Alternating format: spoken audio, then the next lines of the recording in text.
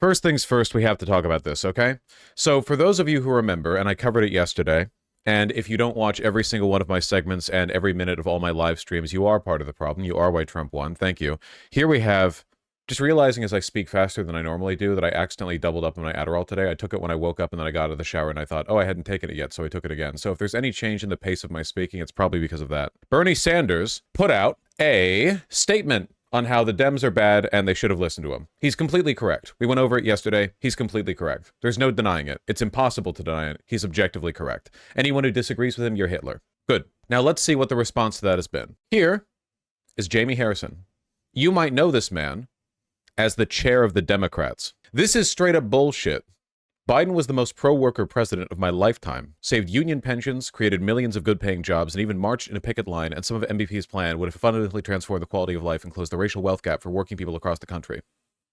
From the child tax credits to $25,000 for a down payment for a house to Medicare covering the cost of senior health care in their homes. There are a lot of post-election takes, and this ain't a good one.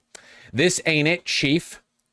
This ain't a good one, Chief. So this guy is essentially, we can actually levy the blame like really, really closely. This guy is actually the reason why Kamala Harris lost. Chair of the DNC. Like you can actually, in this case, like you can actually point a pretty direct finger. He doesn't understand the difference between rhetoric and policy. He doesn't understand the difference between populist rhetoric and institutional trust. This is it. Look, Bernie Sanders' post here has gotten a lot of attention. 31 million views. People have been talking about it. That's great. And look, I am absolutely one of the people who believes that Bernie Sanders would have won in 2016. Underperforming within the Democratic primary does not mean that he would have underperformed in the general, because all the evidence we have indicates that Bernie Sanders is beloved by people who don't normally consider themselves Democrats.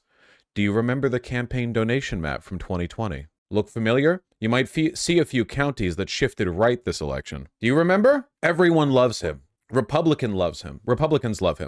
Republicans will call him a communist. They call Kamala Harris a communist. What's the difference? He has undeniable charm. If you disagree with that, I encourage you to go watch his Fox News town hall. One of the only people in the upper echelons of the Democratic primary process with the stones to go on for a town hall at Fox News. And he kicked ass. This tiny little orange dot over here on the right, there was where Biden did the best with his donations. Klobuchar, O'Rourke, Buttigieg, and Bullock. But the country went to Bernie. Why? Because Bernie Sanders energizes parts of the electorate that normally don't participate that much in politics. He gave hope to people who didn't have hope. Vosh, you're right, my Mexican fascist father loves Bernie. Yeah, genuinely, I bet if you asked a lot of people who voted for Trump 2 days ago, 3 days ago, time means nothing. A lot of them would like Bernie. Not all of them, but a lot of them. Populism stays winning. People treat populism like it's a dirty word. Populism is a neutral tool.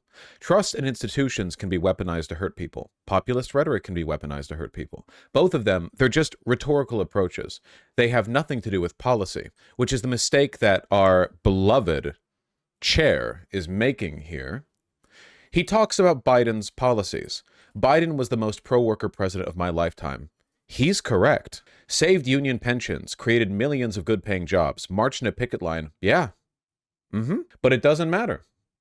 As long as he represents the status quo, it does not matter. People don't care about policy. I said something that got me in trouble a while ago while I was critically covering something I think that was said on The Rising. I could be misremembering, but it was years ago. It was when inflation was spiking. And I said, and I might be misremembering the details of this, but this is as I remember it, so it's true to me. I said that the American voters don't care about inflation. They care about what they're told to care about. And some people got mad at me. I feel I've been vindicated. Inflation right now is at target levels. It's gone, it's down, it's done. And Trump's policies promise to increase inflation. It doesn't matter. People care about what they're told to care about. And what people care about is a story. Why do you think Argentina voted for Milei? Do you think that half of Argentina's population is like a radical ANCAP? No. That's ridiculous. Why has support for Milei continued in spite of the police crackdowns, the economic collapse, the record poverty? Because he provides them a narrative. He gives them a story they're more interested in than a continuation of the corrupt status quo Peronist policies, even if those policies are objectively better than the ones that Milei has implemented. Take a look at this interesting chart. Saw this on Twitter, the Everything app. just this morning. For the first time since World War II, every single governing party lost in national elections. They lost their national share. They went down for the first time since World War II. You see over there on the right, all these, I assume, G7 countries, Western European democratic countries. The incumbent parties lost ground. All of them. It's never happened before. The age of liberalism is done. It's dead. It's over. You're not going to win elections off of it. I'm not saying you can't implement liberal policies. You can. Voters don't care. Voters don't know what a policy is. I don't understand this graph, Vosh. Sure. So how far up or down a dot is represents how much ground was gained or lost by the ruling national party in that year's elections. A dot above the line means that they gained ground. They did better than they did last time. For the first time ever, every incumbent party lost ground, lost percentage of the vote. What have we seen in Canada? What have we seen in America? What have we seen in France? What did we see in Germany? What have we seen in everywhere? Hitler particles? It might seem like it's Hitler particles.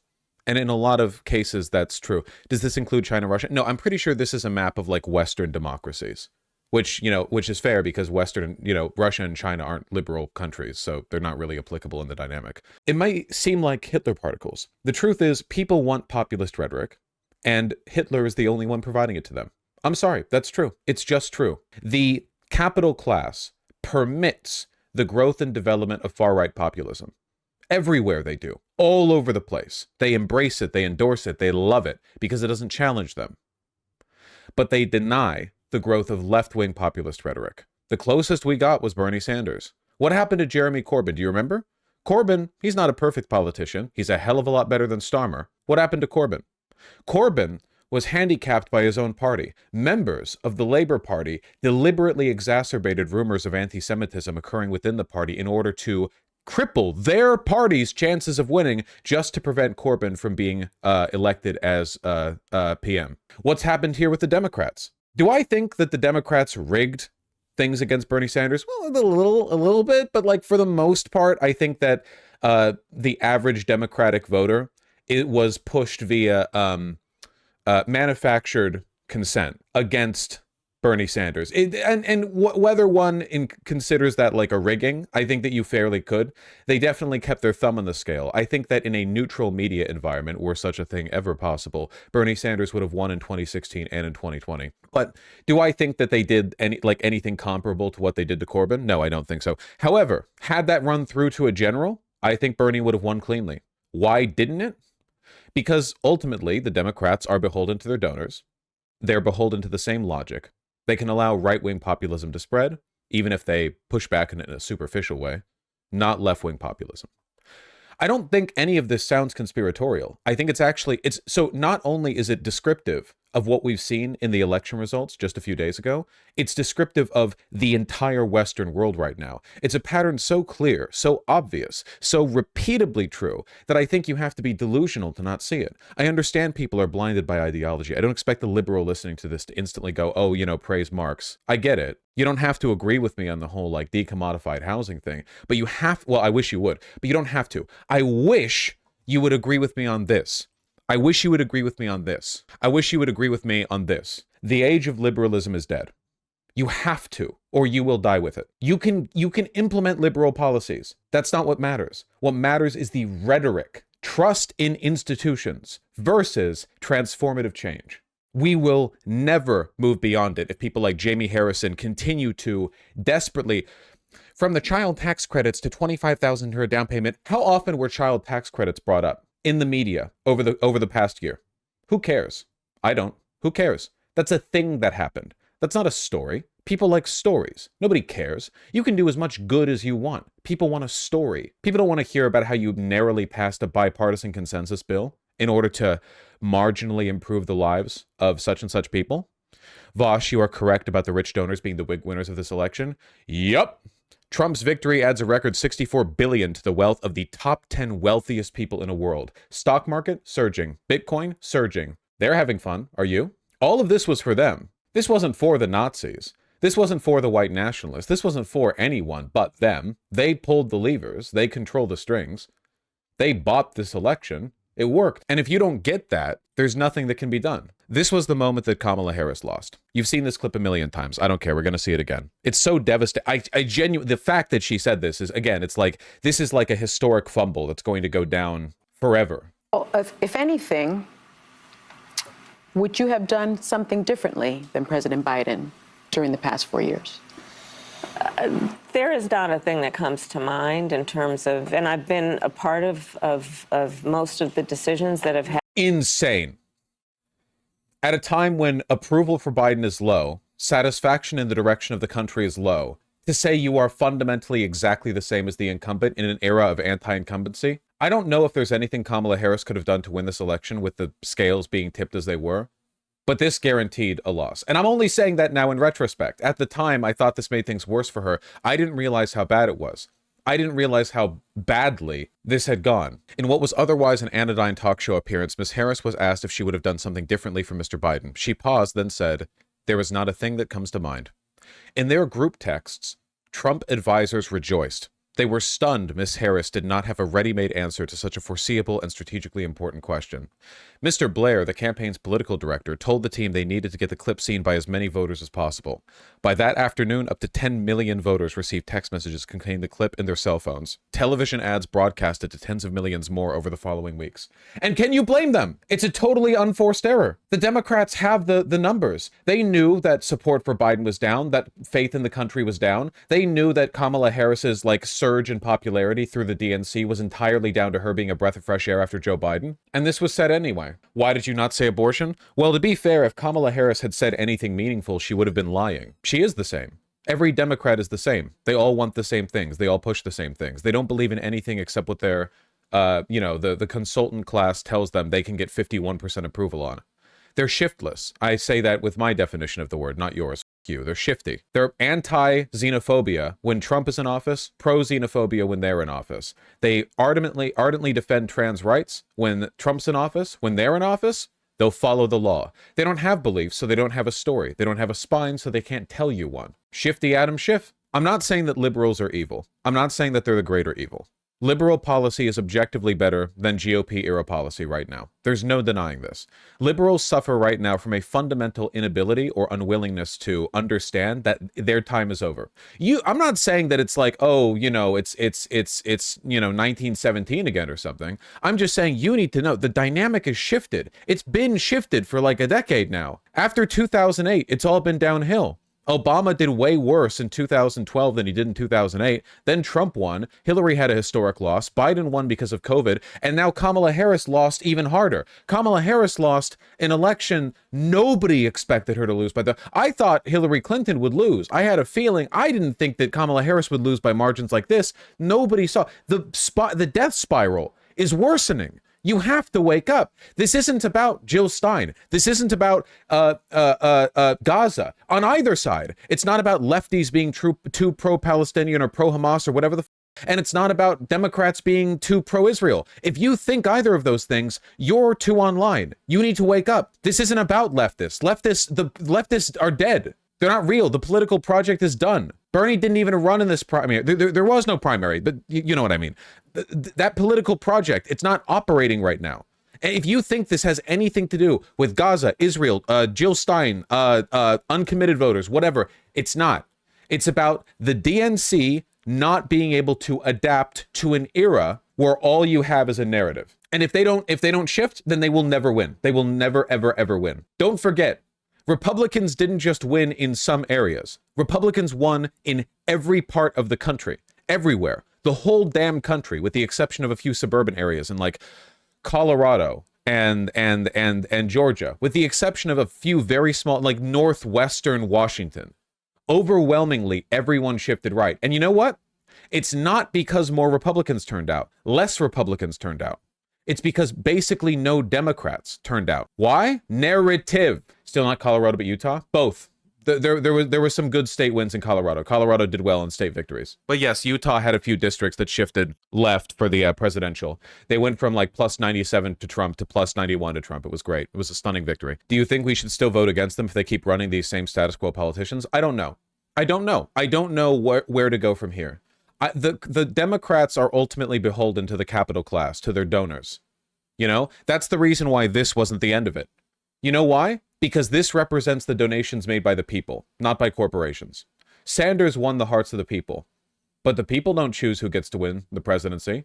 I mean, they do in a direct sense. You cast your vote, but they're not the kingmakers. Sanders can win all the counties he wants, but if the corporations don't like him, the Democrats won't pick him, or they'll certainly not be happy about it. They would have undermined and sabotaged him the entire way if he'd won the presidency in 2016 or 2020.